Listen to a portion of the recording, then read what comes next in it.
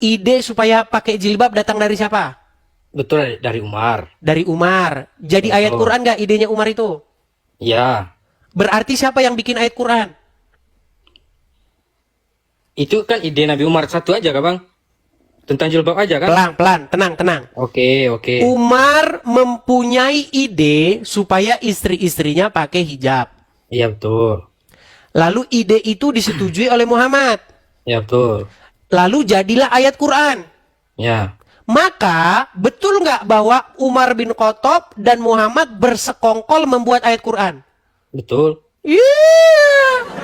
Berarti Quran adalah persekongkolan Muhammad dan Umar bin Khattab, betul? Tapi nggak semua bang. Ya ayat itu. Ya, ayat itu betul. Ayat itu Oke, betul. berarti Anda mengakui bahwa sebagian ayat Quran adalah persekongkolan Umar dan Muhammad. Sebagian nggak sih bang? Cuma itu aja bang. Cuma itu saja. Yang lain ada nggak? Ada menjadikan makom Ibrahim sebagai tempat sholat. Suatu Mana? ketika Umar bin Khattab berkata kepada Rasulullah, ketika mereka melakukan ritual haji, kan? Umar bin Ya. Khattab berkata, "Ya Rasulullah, bagaimana kalau kita jadikan makam Ibrahim ini sebagai tempat sholat?" Lalu Muhammad menyetujui idenya Umar bin Khattab. Lalu jadilah ayat Quran, dan jadikanlah makam Ibrahim sebagai tempat sholat. Bukan tempat sholat sih bang, tapi kiblat. Ya Tuhan. Baik, saya tunjukkan. Perhatikan ya. Apakah ide untuk menjadikan makam Ibrahim sebagai tempat sholat itu adalah idenya Umar? Perhatikan.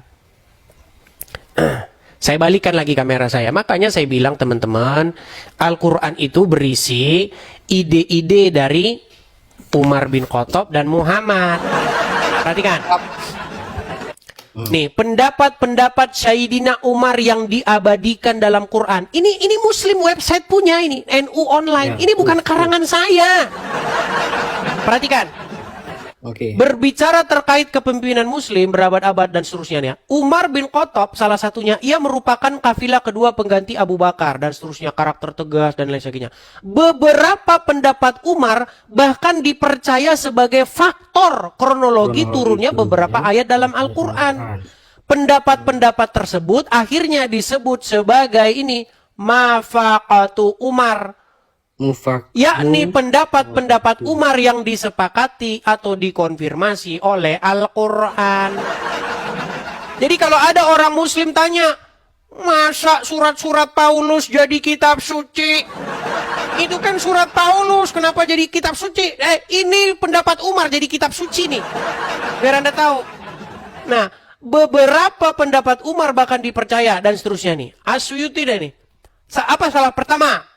Menjadikan makom Ibrahim sebagai tempat sholat. Saat itu Umar berkata kepada Nabi untuk menjadikan makom Ibrahim sebagai tempat sholat. Kemudian turunlah ayat watakhizu min maqami Ibrahim, dan jadikanlah sebagian makom Ibrahim tempat sholat.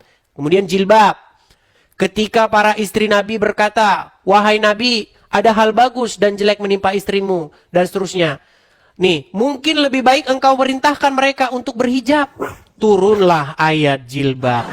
Makanya saya bilang, isi Quran di dalamnya diantaranya merupakan persekongkolan antara Umar dan Muhammad. Jadi jangan kau bilang Quran itu wahyu dari Allah. Wahyu dari Umar bin Khattab.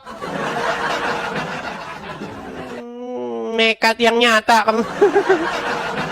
Oke, boleh nanya nggak bang?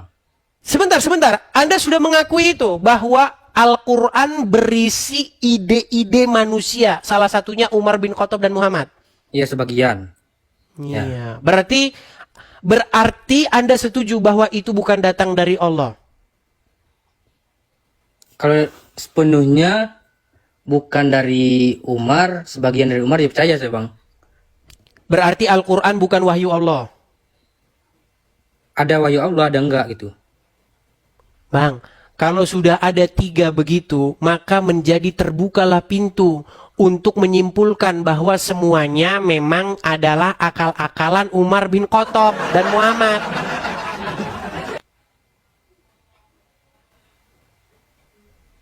Kan sudah ada 3, betul nggak?